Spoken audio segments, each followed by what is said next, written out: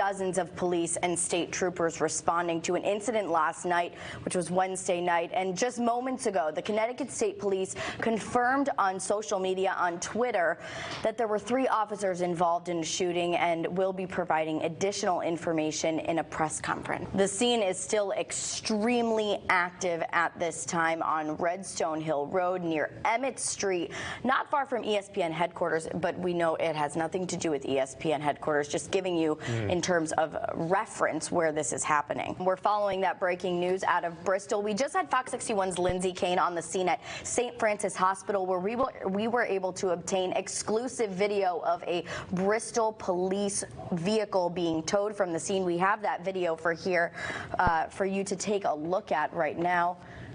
As we take a look, this is exclusive video from St. Francis Hospital. Zenzie Kane's on scene. She said that there were not any apparent visual signs of a crash of any sort or any dents or shots or anything on that vehicle. So we are working to get more information on why that vehicle is being towed. You can also see it is being escorted by a heavy police presence. That's a state police vehicle right there, along with other municipalities as well.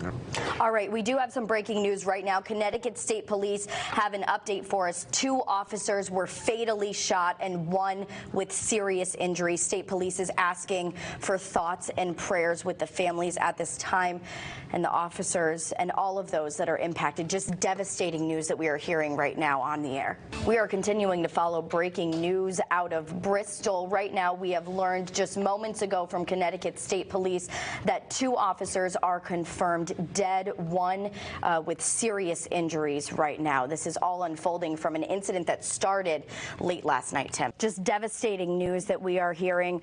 Just a little while ago, 2 police officers confirmed dead after this incident. We're going to bring Brian Foley in right now. He was working with the Connecticut State Police a short time ago. Brian, as of right now, there's a lot of information coming around. What can you tell us about what might have led up to this last night? Well, let me just frame out some stuff here, Lauren. This is awful, and if you watching the news overnight, as I'm sure you were, us and the cop community knew exactly what we were looking at, and obviously a fatal shooting involving the fatality of a police officer, and obviously 2 here in Bristol. Look at obviously our thoughts and prayers go out to everybody, every police officer that's going to be affected by this, and there'll be a ripple effect. So let me just kind of go through it here. Look at that neighborhood's going to be locked down. I believe that scene is still active. Yes. I believe it certainly has all the earmarks to be a domestic type related incident that the police are going to have to move through. That neighborhood will be locked down. The Connecticut State Police are going to be on scene. You're seeing SWAT teams, likely SWAT teams from a regional SWAT team, the state police SWAT team, which is indicative of at least 1 or more persons within a home there. Again, all framing out to be a domestic type incident. Like, I know more than I can say. I can tell you that the officers were outgunned, ambushed, and it's just a horribly and sad situation. Is there any indication as of right now, Brian, that it was just 1 person that was shooting from the home, or has that not been confirmed yet? And look, everyone's going to want a lot of details, and it's going to take some time for those specific details to go out.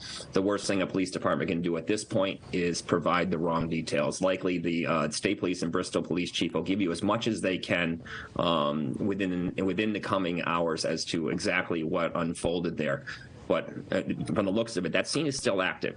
Now, Brian, at Bristol Hospital, we saw a massive police presence. We saw a huge American flag being held on a ladder from the fire department. We did see 1 officer briefing all of the other officers in the area from local and state municipalities. What exactly does that indicate? What exactly do you think that they were talking about at that time? No, there's no doubt that's going to be the fallen officers getting escorted to the office of the chief medical examiner, which is standard operating procedure from the hospital to there. That officer's briefing the other officers on the procession and likely which direction, how they're going to go, and how they're going to get them there. You have family members arriving in hospitals with the worst of news at this point. You're going to need a lot of support for the officer. Going to need a lot of employee assistance type of support from their peers. Bristol PD is going to basically shut down now for the next couple of days. You'll have every police department in the area offering support to Bristol, literally taking calls and covering their calls. That, a police department still has to run while this happens. Connecticut State Police Major Crimes and the Inspector General will be on scene. Yeah, they are on scene, and then they'll be investigating this. This will take a while. You're going to have a lot of details, and I would beg you and caution you, all the reporters, Lauren, yourself, I'm sure you'll have the officers' names before they're released. You got to just wait. You never know. I mean, I've seen situations where parents are getting on flights in California to fly out to see the officer. There's just so many scenarios. Don't release the names if you can. I know you want to hear all the facts involved. It looks like a domestic-related thing, obviously fatal. There'll be a procession to the OCME in the coming days. There'll be processions to the funeral homes, processions for the actual funerals. Hopefully the third officer does all right, and he's released at some point, but very serious going on in Bristol, and it's going to be impacting the region for a while. Brian Foley, formerly with Connecticut State Police as their spokesperson, also a retired detective. We really appreciate your insight, and we'll continue to check in with you throughout the morning. Like we've been talking about, 2 officers now dead, 1 in serious condition after a really heartbreaking incident over in Bristol. For now, I'm going to send things back to the anchors, and we'll check back in. When it comes to comforting not only the families of these fallen officers, but also the police departments and all of the municipalities that are helping with this investigation, Middletown Police Department is one of many departments that has comfort dogs in their department. We're joined right now by Jay Bedell. He is one of the owners of one of their dogs named Bear. Jay is actually joining us from New York, where he was for the Puppies Behind Bars 25th anniversary dinner last night. Jay, good morning to you. Good morning. Thank you for having me. Yeah, obviously this is a bittersweet moment for the comfort dogs and for your community right now. Tell us what went through your mind when you heard about this news. Well, 8 of the 9 teams were here in New York City, like you said, for the anniversary. So it was supposed to be a good, feel-good occasion. And like everyone else, we woke up to the news of the incident in Bristol, and it just, it's gut-wrenching. Connecticut's a small state, so 12,000 plus officers. So our teams are mustering up together here in New York, and we're going to head back, and we don't know what the role is, but we will be there to provide comfort, support, peer support to the police department. We're just going to wait and see where we're needed. That's where these dogs shine in times of crisis. So whatever Bristol needs, you've got departments from all over the state who will be assisting them in various ways. Yeah, we have seen the outpouring of support not only in the procession from Bristol Hospital. We have also seen dozens of different departments, not only on the scene of Bristol, but also at St. Francis Hospital as well this morning. Talk about the Comfort Dogs role for anyone that doesn't know the role of you and your specific role at the Middletown Police Department, and also all of the other Comfort Dogs in the state. Well, officer wellness is the primary role of these particular dogs, but they're trained service dogs for wounded war vets and first responders who've suffered a traumatic incident or combined traumatic incidents that lead to severe PTSD, and they basically just feed off of emotion. They don't do much except for their mere presence is known to lower heart rate, anxiety levels, things like that. And I'm sure there's a huge level of emotions going on right now in Bristol. Now, Jay, when you have been to scenes similar to this before, you have traveled pretty much all across the Northeast. I know you've been to D.C. before. What is it like for you to be able to bring this not only to the officers, but to all of the families involved and all of the different municipalities as well? What is that experience like?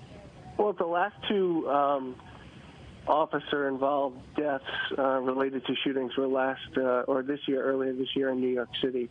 And we assisted the NYPD Employee Assistance Unit. And the feedback, being with a widow or with a family member during a wake or funeral services, you hear it multiple times, oh, this just made my day.